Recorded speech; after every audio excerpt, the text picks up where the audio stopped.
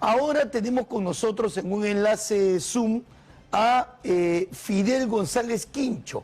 Él es consultor en educación, en cultura digital, y es una persona, es un experto en temas educativos, en temas digitales, y lo hemos invitado porque queremos conversar con él sobre el último comunicado que ha tenido el Ministerio de Educación suspendiendo el inicio de clases del día 13 al día 20 de marzo en todos los colegios nacionales. Ese y otros temas. Tenemos a Fidel ya en la línea.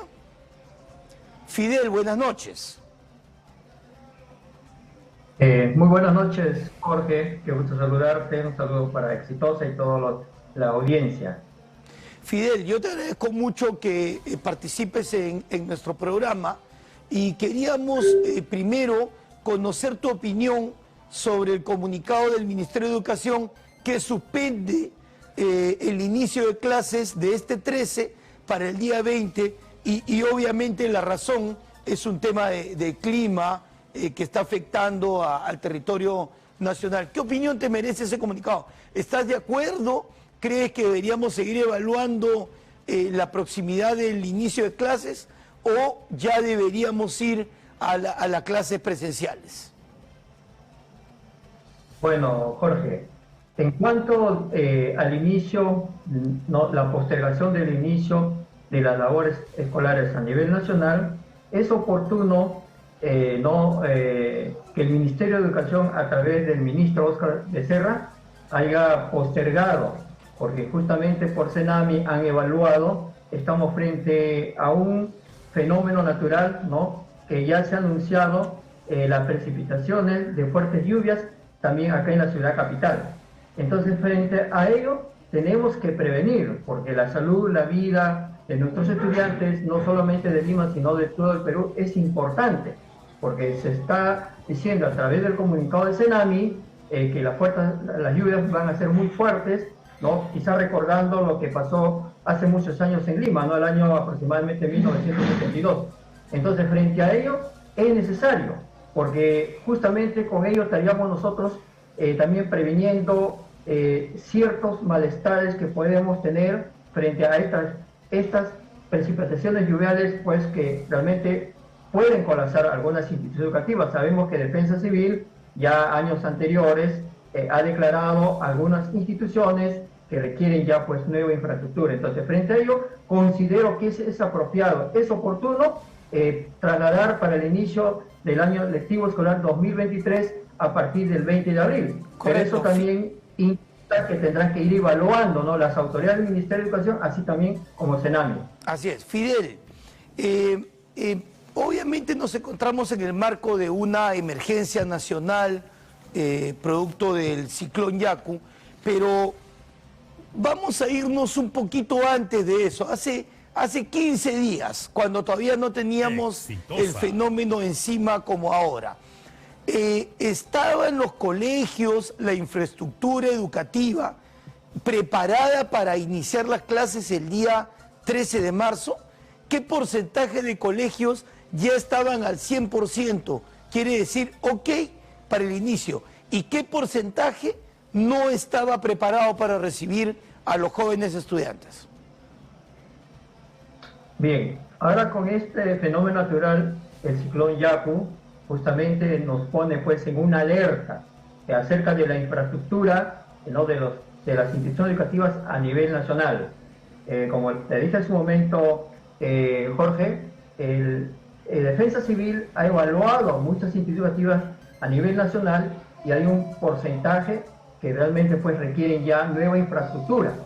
Entonces, esto implica que necesariamente se tiene que ir preparando la infraestructura. Claro que esto no es fácil a nivel nacional, ¿no? Los padres de familia, mayormente apoyando en padres de familia, han apoyado, han contribuido para que así de esta manera pueda darse el inicio del año escolar 2023, ¿no? Entonces, frente a ello, simplemente el Ministerio de Educación está tomando acertadamente la política de cambiar a una fecha ya posterior, que es a partir del 20 de abril. Considero también que si realmente vamos a tener este fenómeno natural producto del ciclón Yaku, ¿no?, con precipitaciones fluviales muy fuerte de lluvias. Entonces esto implica, vamos a ver también en qué estado también quedarán las instituciones educativas, ¿no? Considero que todavía necesitamos avanzar en infraestructura a nivel nacional. Esa es una de las grandes debilidades, ¿no? Y eso lo vienen diciendo también ministros anteriores, antes del ministro Becerra, ¿no? Eso te puedo decir al respecto. Claro, Fidel, tú tienes razón en algo. El hecho de que traslademos una semana el inicio de clases no solamente no cambia la situación previa al ciclón Yaku, sino que además va a dejar en un estado de calamidad a casi todos los colegios que vayan a haber sido afectados justamente por las inundaciones.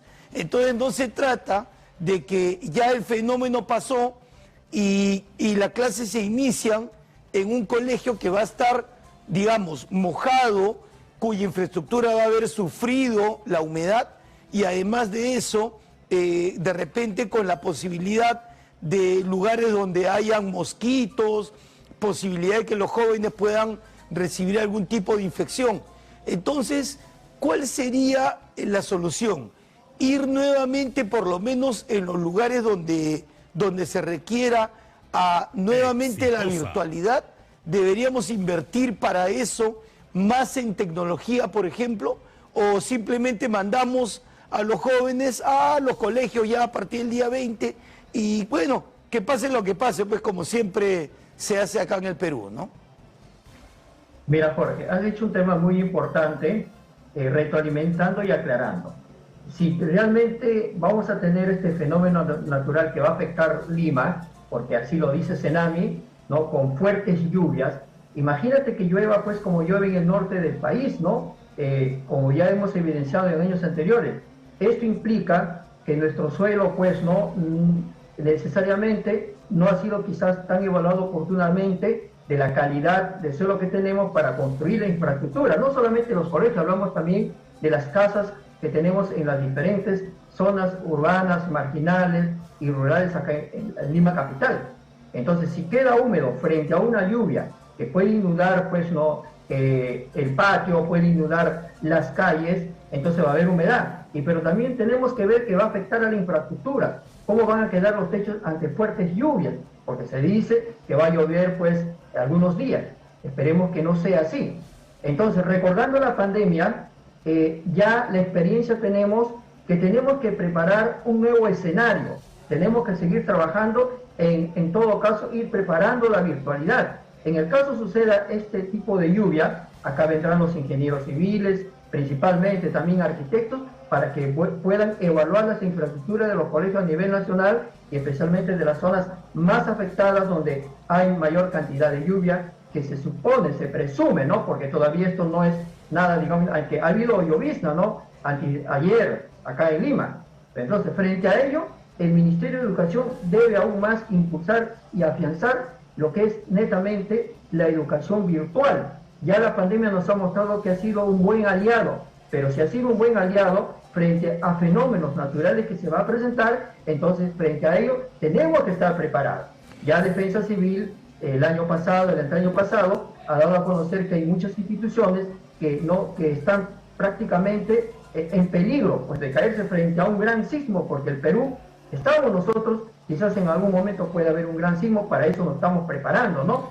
Entonces, frente a ello, tenemos que estar preparados, tenemos que seguir impulsando la conectividad, seguir impulsando, ¿no? El tema de la internet, seguir capacitando a los maestros, a los estudiantes, pero no solamente maestros y estudiantes, sino también a los padres de familia, educando en cultura digital a la familia, porque ellos son los que nos han ayudado en el año 2020 y 2021 a sostener la educación desde la educación remota. Entonces, Fidel, necesariamente ya el ministerio lo establece. Fidel, ¿y qué hacer? Ok, la virtualidad siempre es una opción, debe serlo y debería ser ya un tema de política nacional, ¿no? No lo concibo, el tema de la educación virtual, no la concibo solamente como una respuesta a una pandemia. Creo que habríamos aprendido muy poco si no la vamos introduciendo ya como una posibilidad real para el futuro, por muchos motivos, porque acorta distancias, porque genera otro tipo de información, porque además hoy por hoy todos los jóvenes son mucho más tecnológicos que nuestras generaciones. Pero, por ejemplo, en las zonas donde haya habido desastre natural, inundación, quizás también el Internet se va a interrumpir. ¿Cómo hacer en ese caso entonces? Claro, ahí tenemos un problema, no solamente el problema con la pandemia, sino esto viene ya de muchos años atrás. Tenemos que seguir implementando la red dorsal, tenemos que llevar con conectividad a todas las instituciones del país, impulsar la innovación tecnológica, preparar un nuevo escenario a los estudiantes para la economía del conocimiento, para la industria conectada, la inteligencia artificial, la robótica, ¿no? Estamos viviendo una nueva era y la pandemia nos ha mostrado todo el escenario de cómo estamos como país y como educación. Entonces, el Ministerio de Educación está haciendo su parte, pero esto requiere mucho más, como tú mismo lo dijiste, política de Estado. Una política de Estado desde el Currículo Nacional de Educación Básica que se necesita replantear, porque el currículo fue elaborado antes de la pandemia, pero después de la pandemia ahora es el escenario. La resolución ministerial 474-2022, que marca el inicio del año lectivo escolar 2023, e inclusive, y es muy interesante y felicito al Ministerio, donde van a impulsar más aún la competencia 28, ¿no? Y la competencia 29. La competencia 28 trata, ¿no?, de usar las TIC apropiadamente, ¿no? Los estudiantes se desenvuelven en entornos virtuales mediados por las TIC.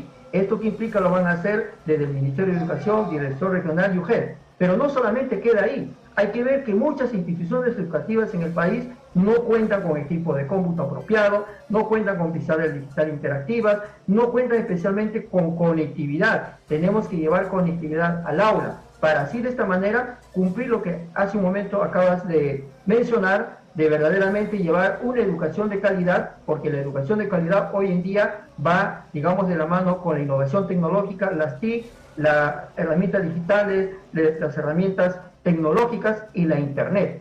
Entonces tenemos que preparar una nueva generación de estudiantes.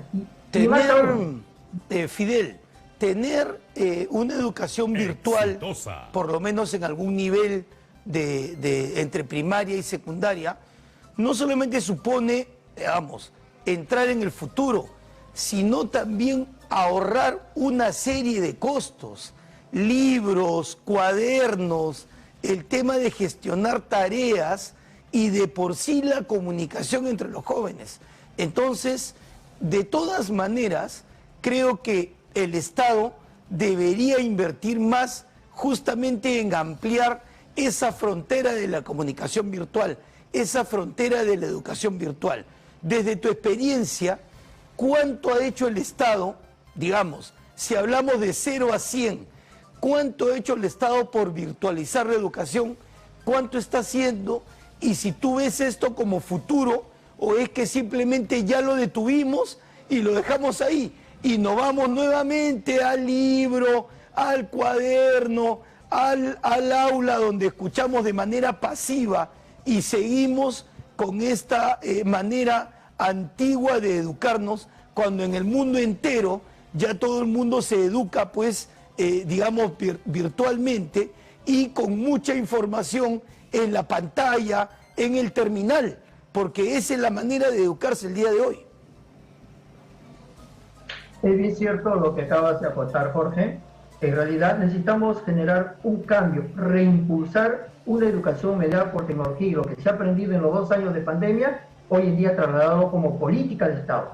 Necesitamos impulsar y emprender cultura digital, ciudadanía digital, dentro de lo que es netamente de la programación curricular. Necesitamos necesariamente que está ese gran cambio, porque hoy en día yo le llamo la mochila digital. Entonces requerimos educar a la familia en cultura y ciudadanía digital, porque los años de pandemia, de los 6 millones de estudiantes que tiene el Estado, ha habido aproximadamente casi un 50% que han tenido conectividad. El resto se ha conectado a través de TV, de radio, a través de Aprende en Casa. Entonces, esos indicadores que tenemos nos sirven para hoy en día mejorar. Pero, ojo, hay que tener en cuenta que los padres de familia, en ese casi 50% han dotado de tablet, de celular y de laptop y también de conectividad a Internet. Entonces, ¿esto qué implica? Que también no solamente es política de Estado, el usar las tecnologías de la información y comunicaciones, aparte de ser política de Estado, es un tema ya de una necesidad. Entonces tenemos que educar también a nuestra sociedad la importancia que tiene para impulsar el desarrollo del Perú de una manera sostenible a través de la tecnología de la información y la comunicación, porque estamos abiertos al mundo del conocimiento. Nos está demostrando las TIC y la Internet que tenemos la puerta abierta al mundo a la era del conocimiento y la información. Entonces necesitamos educar justamente para producir, para hacer ciencia, innovación y tecnología, porque el conocimiento está. Pero ¿esto qué implica educar? Esto no es fácil, ¿no? Pueden haber muchas políticas de Estado del proyecto Huacarán del 2002. Mira, el 2002 hasta ahora, ¿cuántos años ha pasado el uso de las TIC? Pero todavía nos falta impulsar más. Es un tema de cambio cultural, la transformación digital, y que esto que implica cambio desde mentalidad, desde uno mismo, ¿no? Desde el maestro, los padres de familia, los estudiantes. Educar justamente para hacer un buen uso de la tecnología desde el punto de vista de los valores, desde el punto de vista de la ética. Hoy en día ya hablamos pues digamos, de plataformas de inteligencia artificial que se van a aplicar a la educación como el chat GPT. Imagínense ustedes, ¿no? Inteligencia artificial que ya lo estamos teniendo en este momento. Entonces, frente a ese nuevo escenario, tenemos que impulsar, pero no olvidar